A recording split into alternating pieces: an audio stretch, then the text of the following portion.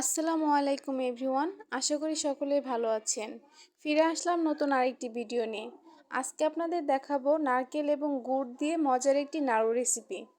আশা করি ভিডিওটি আপনাদের ভালো লাগবে। তো চলুন শুরু করা যাক।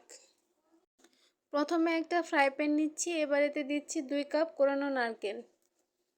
নারকেলটা অবশ্যই মিহি করে কুড়িয়ে নিতে হবে। 2 কাপ নারকেলের জন্য আমি এখানে 1 কাপ পরিমাণ খেজুরের গুড় দিয়ে দিচ্ছি।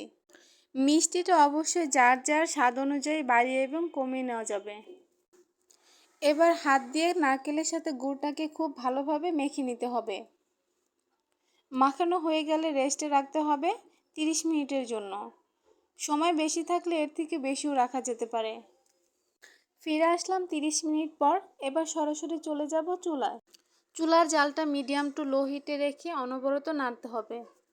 গুড়টা যখন কমে আসবে তখন দিব একটা তেজপাতা, এলাচ এবং দারচিনি, আর দিব খুব সামান্য পরিমাণ লবণ। গুড়টা আরেকটু কমে আসলে এখানে দিব 1 কাপ পরিমাণ তিল। আজকে আমি কালো তিলটা ব্যবহার করছি, আমি আগে থেকে তিলটা ভেজে নিয়েছি। এখন দিচ্ছি হাফ কাপ মুড়ি গুঁড়ো। আস্ত মুড়িকে আমি ব্লেন্ডারে গুঁড়ো করে নিয়েছি। আরও একবার সবগুলো উপকরণ খুব ভালোভাবে মিশিয়ে নিতে হবে। এবার মিশ্রণটা গরম থাকা অবস্থায় খুব ঝটপট নাড়ুর শেপ দিয়ে নিতে হবে। এই কাজটা খুব দ্রুত করতে হবে। আমি অল্প একটু মিশ্রণ নিয়ে হাতের সাহায্যে ঠিক এভাবে গোল করে নিচ্ছি। একই রকমভাবে সবগুলো নাড়ু আমি তৈরি করে নিব।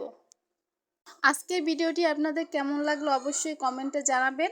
ভালো লাগলে লাইক, কমেন্ট এবং শেয়ার করবেন। ফিরে আসবো নতুন কোনো রেসিপি নিয়ে। সে পর্যন্ত সুস্থ এবং ভালো থাকবেন। আল্লাহ হাফেজ।